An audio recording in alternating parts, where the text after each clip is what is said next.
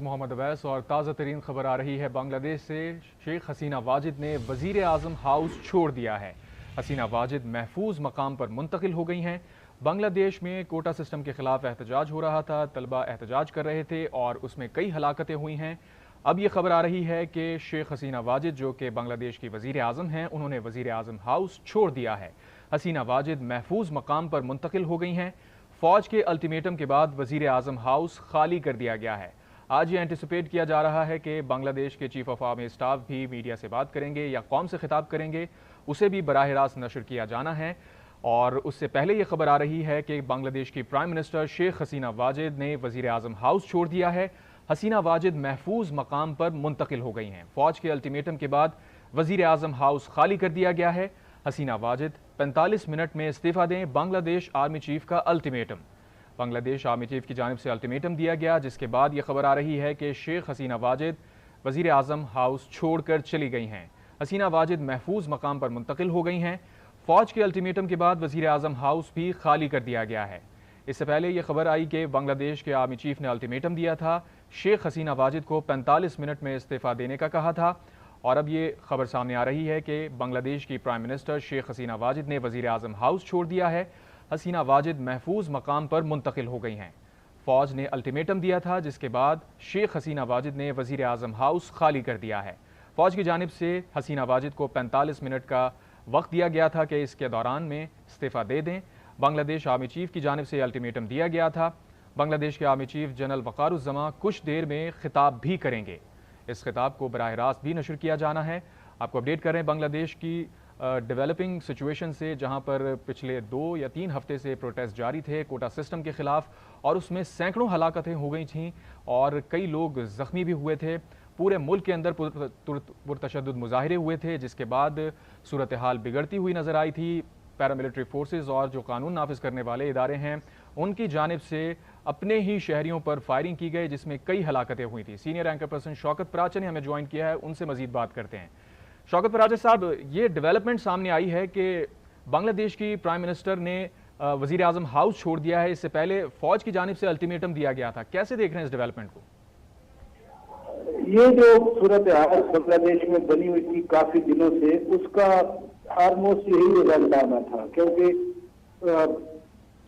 जो हुकूमत है या वज़ीर आज़म शेख हसीना वाजिद साहिबा हैं, उन्होंने भी कोई लचक का मुजाहरा नहीं किया था और उन्होंने तो यहाँ तक कह दिया था ये जो प्रोटेस्टर्स हैं, जो necessity from the beginning they were student, वो कह रही थी कि ये दहशतगर्द हैं और अपने फोर्सेस को उन्होंने कहा कि इनको आप देखते ही खत्म करें। लेकिन वो स्टूडेंट्स हैं, वो उनकी आर्मी को भी मालूम है, उनकी एस्टैब्लिशमेंट को भी मालूम है, उनकी ब्यूरोक्रेसी को भी मालूम है कि ये आम बंगाली स्टूडेंट्स हैं, वहीं के शहरी हैं, वहीं यूनिवर्सिटियों कॉलेज में पढ़ने वाले हैं।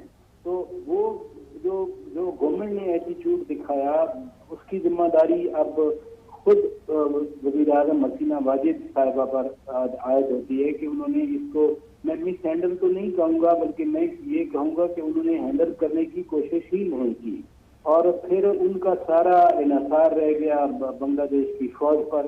क्योंकि जो झगड़ा शुरू हुआ था, वो शुरू भी यही हुआ था कि 30% जो मुलाजमतों का कोटा है वो उन फौजियों के लिए है या उनके बच्चों के लिए है, उनके खानदानों के लिए है जो 71 की जंग में वो समझती थी कि उनके साथ थे।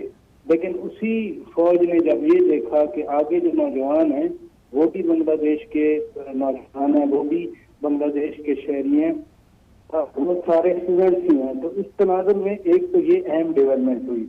लेकिन दूसरा, जब ये तशद्दुद का एंगल इस्तेमाल किया गया तो फिर वो प्रोटेस्टर जो थे वो भी वायलेंट हो गए और मैंने खुद देखा कुछ ऐसे क्लिप्स आए। ये सोशल मीडिया की फैब्रिकेशन नहीं थी बल्कि जेन्युइन थे और वो क्लिप्स ऐसे थे कि लोग शेख मुजीबुर रहमान के जो मुजस्मे शेख हसीना वाजिद ने जगह जगह नस्ब करवाए हुए थे, उन मुजस्मों को लोग तोड़ रहे हैं। जैसे हमने जब सोवियत यूनियन टूटा था और लेनिन के मुजस्मे हमने न सिर्फ रूस में टूटते हुए देखे थे बल्कि पूरे ईस्टर्न यूरोप में वो टूटे थे, स्टालिन के मुजस्मे टूटे थे। तो इसी तरह से शेख मुजीब के मुजस्मों को भी मैंने ऐसे ही टूटते देखा है, इस तरह के क्लिप्स देखे।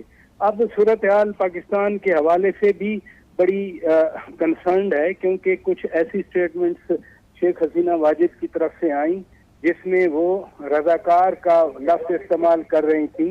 रजाकार नेसेसरली वो पाकिस्तान से एसोसिएट कर रही थी कि ये सारे रजाकार हैं, लेकिन पाकिस्तान की हुकूमत ने यहाँ भी दफ्तर खारजा की हद तक कह रहा हूँ, पिछले हफ्ते जब ब्रीफिंग थी और खुद पाकिस्तान के हाई कमिश्नर सैयद अहमद मारूफ साहब को मैंने पिछले हफ्ते अपने प्रोग्राम में रूबरू में लिया था, तो उन्होंने भी पाकिस्तानी स्टूडेंट्स को यही एडवाइस किया था कि आप इस तरह की जो एक्टिविटी है या जो ये वाला प्रोटेस्ट है उससे दूर रहें।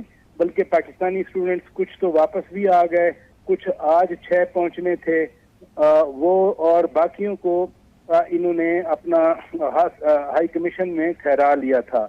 अब चूंकि हसीना वाजिद वो छोड़ गई हैं वजीर आज़म हाउस, तो इस वक्त तो ऑलमोस्ट यही लग रहा है कि ये हुकूमत टॉपल हो चुकी है। कुछ न्यूज़ ये भी आई थी कि शायद जो है वो इंडिया उनकी हेल्प को आएगा, लेकिन पब्लिक के सामने, अवाम के सामने, खल्क खुदा के सामने, नकाराए जो खल्क है उसके सामने फिर भारत भी नहीं कुछ कर सका। और ये थी तलाश के उनके इंदाज कहीं इंडिया में रहते हैं तो शेख हसीना वाजिद फिर वहां से ढाका से वो इंडिया चली जाएंगी। अब चूंकि ये एमर्जिंग एक स्टोरी है, एमर्जिंग सिचुएशन है, तो जैसे जैसे ये सूरत हाल फर्दर डेवलप होती जाएगी, क्योंकि इसमें खुद हसीना वाजिद ने पाकिस्तान को भी किसी न किसी तरह से इन्वॉल्व करने की कोशिश की और चाइना को भी इन्वॉल्व करने की कोशिश की। तो इस खित्ते की जो पॉलिटिक्स है, यानी पाकिस्तान चाइना एक तरफ और शेख हसीना वाजिद तो वो तो थी प्रो इंडिया, तो वो जो खित्ते की पॉलिटिक्स है वो भी इसमें कहीं ना कहीं इम्प्लिकेट या इन्वॉल्व हो रही है। और विद इन जो बांग्लादेश की पॉलिटिक्स थी, अब यहाँ सवाल पैदा होता है कि जो वैक्यूम बन रहा है, शेख हसीना वाजिद अगर इंडिया चली जाती हैं, कुछ रिपोर्ट्स हैं कि वो चली गई हैं अपना वज़ीर आज़म हाउस खाली करके, तो फिर वहाँ क्या होगा? क्योंकि बेगम खालदा ज़िया एक तो बीमार हैं, फिर इन्होंने इनको बंद करके रखा हुआ था, क्या वहाँ अब मार्शल लगेगा? ये इस सिलसिले में कुछ नहीं कहा जा सकता। एक और एंगल भी मैं ज़रूर बात करना चाहता हूँ कि पाकिस्तान में इस्लामाबाद में बांग्लादेश का हाई कमीशन है, हाई कमिश्नर यहाँ पर मौजूद हैं। आज सुबह भी वो इधर ही थे जो मैंने चेक किया था, तो उनका हाई कमीशन तो यहाँ पर फुल फंक्शनल है, लेकिन अब उनके लिए भी मसला बन गया। तो ये सारी सूरत हाल है जो गैर यकीनी शायद कुछ देर के बाद ख़त्म हो जाए। बहरहाल सबसे अहम चीज़ है कि अवाम जीत गए, लोग जीत गए, प्रोटेस्टर जीत गए, उनके खिलाफ ताकत का इस्तेमाल जो है वो हार गया। और जो जबर था, हसीना वाजिद तीसरी बार अकेली लड़ लेती थी, अकेली जीत जाती थी, जमहूरियत का मजाक उड़ाया हुआ था और सबसे बढ़कर के दुनिया भी इनको तस्लीम कर लेती थी। लेकिन अब जो है वो एक तारीख जो है शेख मुजीबुर रहमान से शुरू होकर हसीना वाजिद तक जो आई है, वो आज लगता है बांग्लादेश में ख़त्म हो गई है। बिल्कुल आपने सही कहा शौकत पराचा, अवाम जीत गए हैं और जब अवाम की बात नहीं सुनी जाएगी तो बड़े बड़े तख्त उलट जाते हैं और आज हम उसका अमली मुजाहिरा भी देख रहे हैं। अच्छा, ये भी आपसे जानना चाहेंगे कि जब गुज़श्ता बरस गालिबन जब बांग्लादेश में इंतखाबात हुए थे तो उन इंतखाबात पे लार्जली बहुत सारे सवालात उठाए गए थे कि ये फ्री एंड फेयर इलेक्शन नहीं है, और आलमी मुबस्सिरीन और ख़ास तौर पर अमेरिका या स्टेट डिपार्टमेंट ने भी उसके ऊपर अपना मौक़िफ़ दिया था और उन्होंने इनफैक्ट तशवीश का इजहार किया था कि इसके लॉन्ग टर्म कॉन्सिक्वेंसेस हो सकते हैं। और अब हम ये देख रहे हैं कि बांग्लादेश के अंदर फिर एक नई हुकूमत भी बनती है जो कि उन्हीं की हुकूमत होती है। फ्रेश मैंडेट के बावजूद भी लोगों के अंदर वो रिजेंटमेंट पाया जा रहा था और वो लिंगर ऑन होता होता मसाइल जाहिर है मौजूद है बैकग्राउंड में। आज हम ये सूरत हाल देख रहे हैं कि आर्मी चीफ जो बांग्लादेश के, उन्हें स्टेप इन करना पड़ा है और उन्होंने अल्टीमेटम दिया है। जाहिर है ग्राउंड पे सिचुएशन ऐसी थी। तो बांग्लादेश की जो